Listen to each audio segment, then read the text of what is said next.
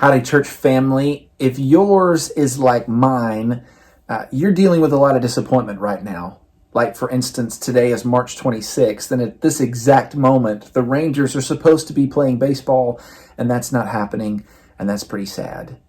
But there's also a lot of other disappointment on top of that. There is, I'm missing all of my friends, and my musical didn't happen, or prom might not happen, or graduation might not happen, or actual Little League baseball season isn't happening, and over and over and over again. The disappointments just keep stacking up. You have always been the front line of ministering to your kids, but especially right now during this time when there is genuinely just so much sadness, parents, your roles as the ministers of your family is all the more important.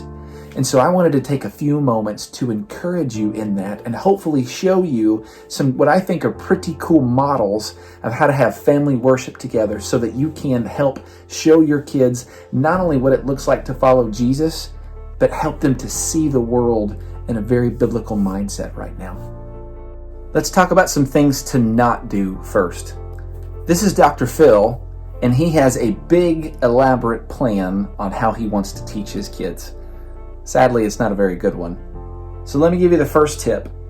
Don't turn this into a long sermon, especially if this is a brand new concept for your family. Number 2, don't expect your kids to act perfectly. They're silly while they're here at the church. I suspect if they're like my kids, they're going to be even more silly at home.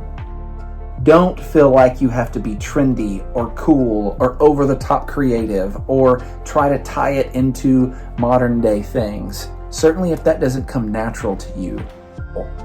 Your kids, especially the older they get, they can sniff out when you're not being genuine.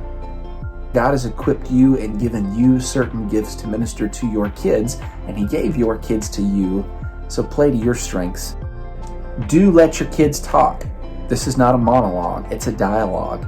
Don't be afraid of questions. Your kids have lots of them, I promise. They ask us them every week, and we don't always have the answers. If you don't know the answer to your kids' questions, be honest with them and say, I don't know, but I'll see if I can't find that for you. Don't ever hesitate to reach out to us. We would love to help you find those answers, and we want to help you look like a hero to your kids. So how do you do it? You make it look like your family.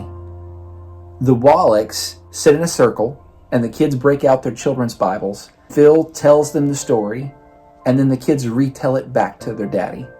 And then they all pray together, call and response style. Phil shows his kids how to pray.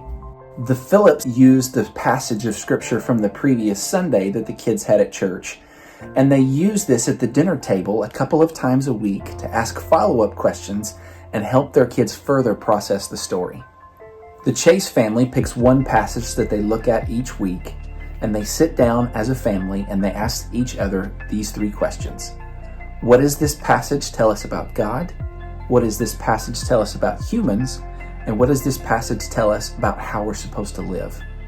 My family uses a devotion book. Right now we're using one called If What If. It asks 2 silly questions that sets up the Bible passage that we read together. We talk about it a little bit, and then we ask our kids 2 very simple questions. What would you like to pray for about today? And who would you like to pray for? These are just some examples. There's lots and lots of models and even more resources. Some of those are free and online, and some of those you pay for. Honestly, the only wrong model per se to do would be the one where you don't do anything. I promise, if you would just read a passage of scripture together, let's say twice a week, and then pray together as a family, that would be a massive, life-changing win for y'all. It might be awkward at first, but I promise it's worth it. It's worth it for the souls of your children, and it's worth it for your soul too. Because by the way, even if you don't have kids at home anymore, or you haven't had children yet, you still need to be ministering to each other, especially during these times. I don't know why God has given us all of this time together that, at least for some of us, we've not had this much time together as a family in a long, long time. But I do know that I don't want to waste it, and I hope you don't either. Guys, we love y'all. We're for you. In any way we can help you, we want to. Love y'all. Go Rangers. See you down the road.